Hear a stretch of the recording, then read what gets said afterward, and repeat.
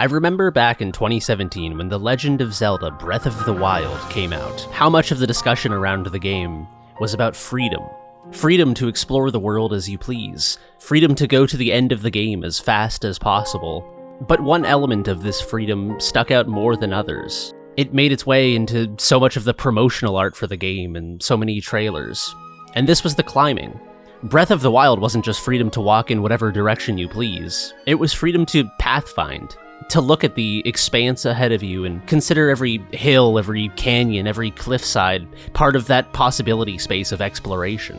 Breath of the Wild's climbing opened the world up to a more expressive form of exploration, a more expansive form of exploration. In Mark Brown's excellent Game Maker's Toolkit video on Jusant from a few years ago, he identifies a specific problem with many games that feature climbing. They're all limited by a lack of meaningful decision-making.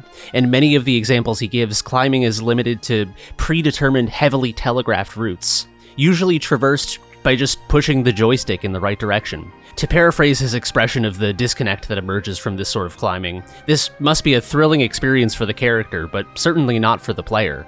Even a game like Jusant, with its climbing pushing into more mechanical complexity and joy of movement and freedom, falls short in this regard. Its climbing is undeniably better than many of these counterexamples, but it still feels limited somehow. It feels less scripted, less telegraphed, but still not like freedom. And while Breath of the Wild received much praise for reviving the idea of climbing as a fun, expressive, liberating part of games, with a Forbes article from the time extolling Breath of the Wild makes climbing fun again, there is something about it that has always stuck in my mind since the initial joy of playing it wore off. Sure, there are aspects of Breath of the Wild that I don't love, especially in hindsight, but its freedom to explore, to climb, to pathfind is maybe its strongest aspect. It curates a true feeling of wandering freely in the world. It more accurately captures this experience of being in nature in that capacity than most games I've ever played. But the experience of climbing itself, not as a means to an end, but as an activity unto itself, it falls into the same trap as most other climbing games. Even with its freedom to go in any direction in the world, what freedom does it allow when you're climbing, in the moment of climbing? Once you're on the wall, you're mostly just moving in a direction, in a less limited way than totally scripted climbing games, sure, but not in a way that offers much beyond it in terms of player expression and decision-making beyond which way you go. Again, it's undeniably better than the totally on-rails climbing featured in many of these other games. But the sense of freedom that Breath of the Wild's climbing curates is freedom at a macro level. It is freedom to explore the world, even vertically. It's freedom to include verticality in your exploration. But if you zoom in on the moment of climbing, it is significantly harder to make the case that this is a game of great freedom and expressiveness. In the absence of the larger context that you're on an adventure and headed to this cool place you saw through binoculars in the distance. In isolation, in a vacuum, the experience of climbing is more or less, as Mark Brown says, just pushing a joystick in one direction. There is a paradoxical phenomenon in games where freedom in the abstract sense, it seems like an objectively good thing. Of course, freedom is good. You'd be hard to argue that freedom is bad. Giving the player freedom is a nice-sounding phrase that communicates generosity and openness of design, consideration of the player. But in truth, meaningful freedom within games is almost always freedom within constraints.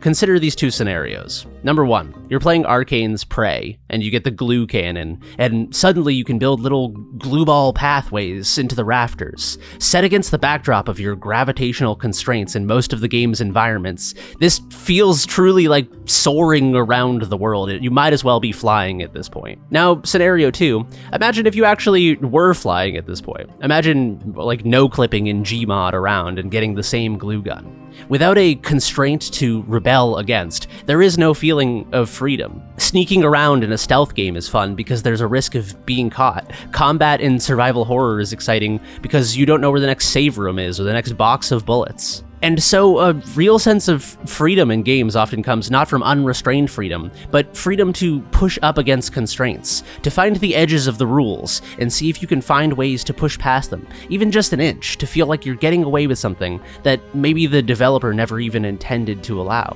And I think this last point is important. It is my belief that the best version of this design philosophy is when the initial rules of the world are typically at least somewhat clear, such that the player can at least make an educated guess about the best way to interact with this game world. But, crucially, that the extent to which the player can push beyond these rules and boundaries is obfuscated as much as possible.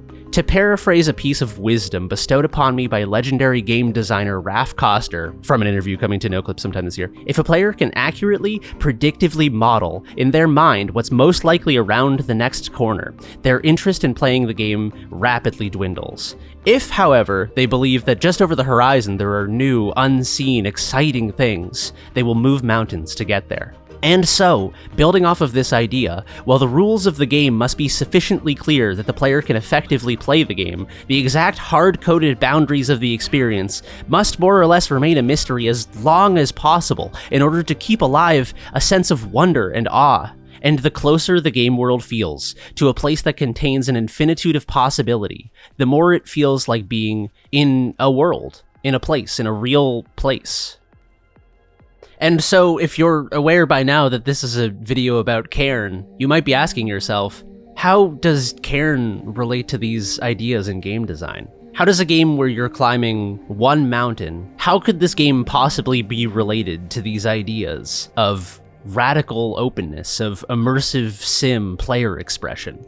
If Breath of the Wild transforms what other games consider as obstacles into possibility space on a macro level, Cairn does it on a micro level that is absolutely staggering.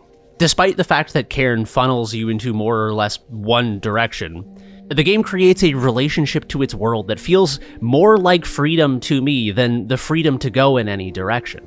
Part of this is the intrinsic motivation to go up. We only really want to go one direction when we play Cairn. There is one direction it feels natural to go, and so the ability to turn around and climb down the mountain and get hot chocolate at the lodge, it doesn't really feel...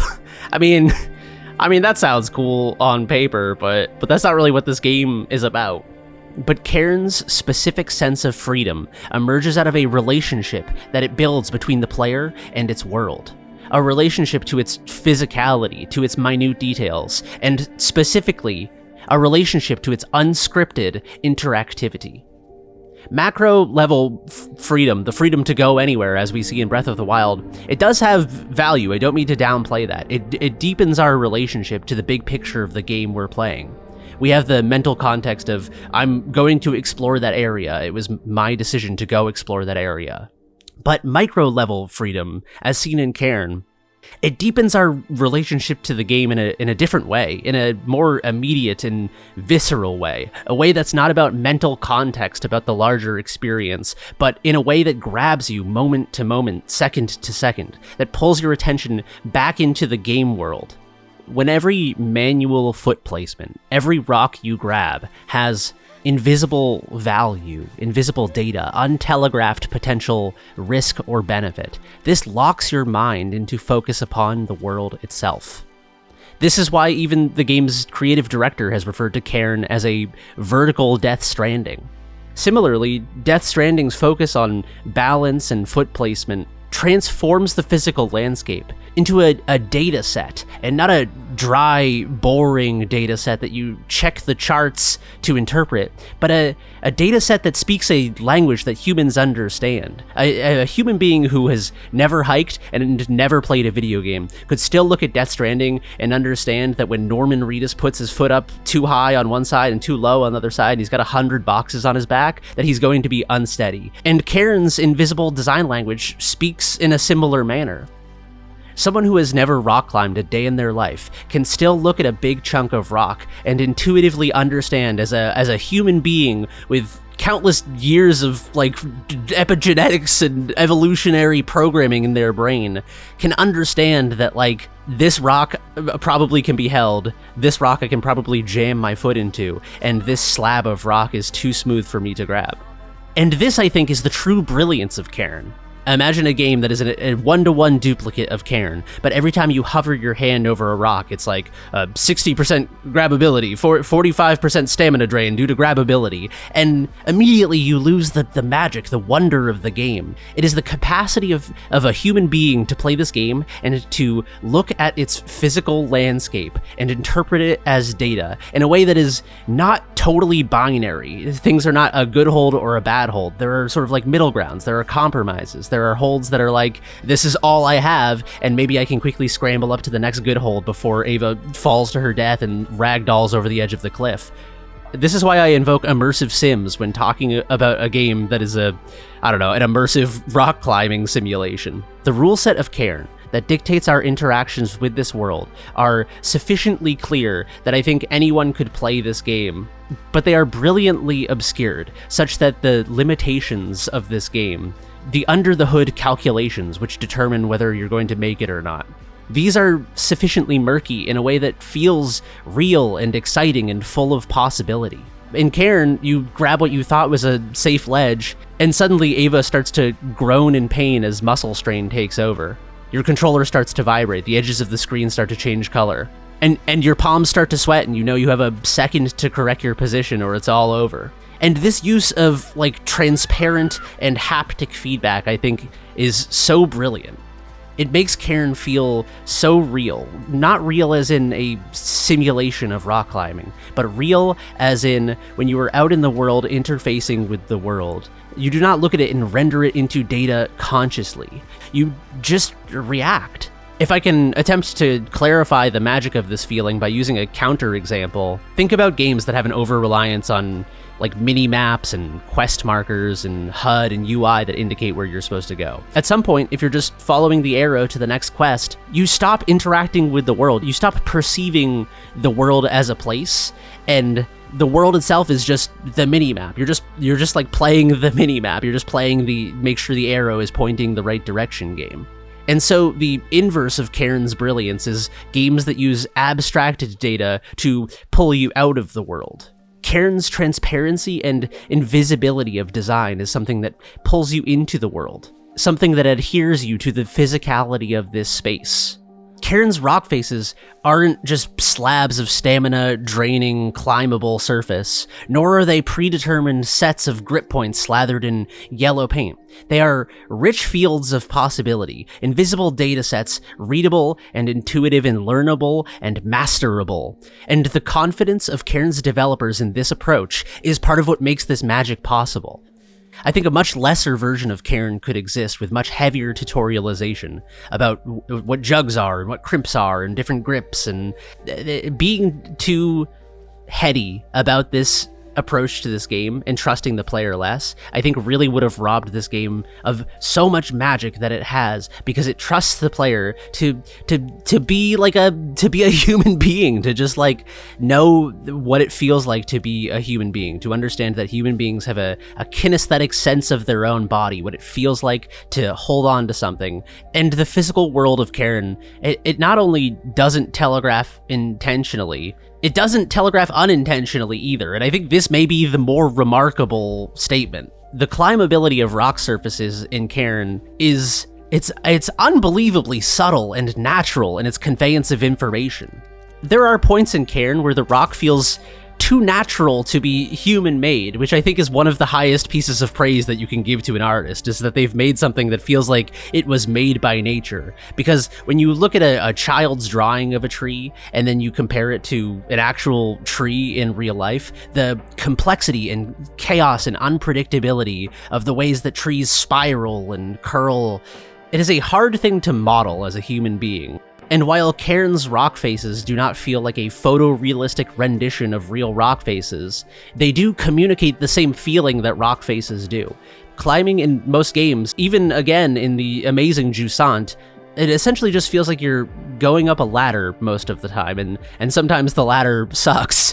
But in Cairn, it truly feels like you are route finding across a slab of rock that was not designed for you to climb it most of the time.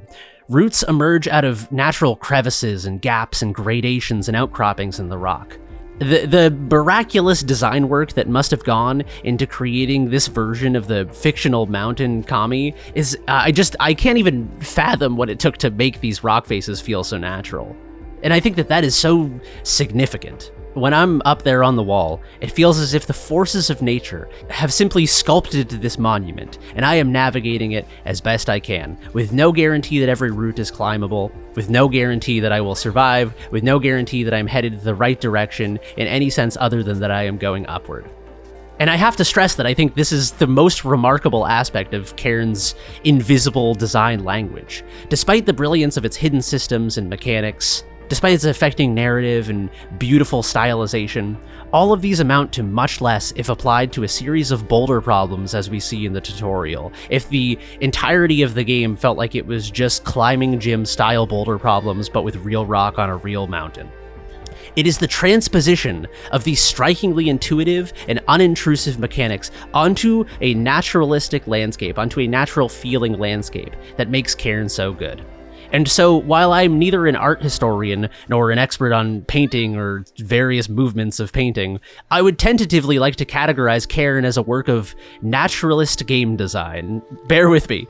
Despite its stylized visuals and fictional premise, the game design itself in Cairn is something which attempts to make its own existence as artifice as invisible as possible, with some obvious exceptions, like a climbing robot. It resists the temptation to over-stylize and simplify climbing into something more rigidly video gamey, and it embraces it as a fluid and often ambiguous interfacing with the world. Its commitment to this naturalistic ambiguity is the reason that Cairn is able to give me similar feelings as immersive sims give me, even if there's no world in which I would categorize Cairn as an immersive sim. This is not to say Cairn isn't designed every step of the way, but that it is done so in a way which de-emphasizes its own sense of being designed as perceptible by the player. Hopefully that makes sense. Again, I'm not an art historian, I'm just a guy who thinks way too much about video games. But my naive understanding of naturalism is not that it was an attempt at total photorealism or painting so realistically that someone might mistake your painting for a window, but that it was an artistic movement in response to romantic idealistic painting, which emphasized stylization and romanticization of the things being painted. And so too, in my mind, Cairn is, regardless of its intent, a response to the collapsing of the experience of climbing in games into a trivially narrow possibility space, and the reclaiming of the experience of rock climbing as a complex, murky, punishing, harrowing, ambiguous, but beautiful relationship to a piece of rock that expresses no particular interest in allowing you to climb it. A rendering of reality that doesn't attempt to purely replicate reality one-to-one, but to capture it nonetheless. Ava's opening monologue in Cairn alludes to the desire to feel part of something infinite. On one level, this can be read as a statement about self-mastery, achievement, legacy. But on a deeper and, I feel, truer level, I think this monologue refers to a feeling that rock climbing gives you, or that any experience of being out in the grandeur of nature can curate in the human mind. That we are not the center of the universe. That we are not even particularly important at all. That we are just little tiny creatures in the bosom of this giant, indifferent, but ultimately sublimely beautiful world. And terrifying though this may seem, it's ultimately the most freeing realization possible. Not that you don't matter, not that your life, your achievements, your legacy don't matter, but that you as a human being are on one level an individual, but more importantly, more essentially, you too are nature. A part of the natural world, not separate from it.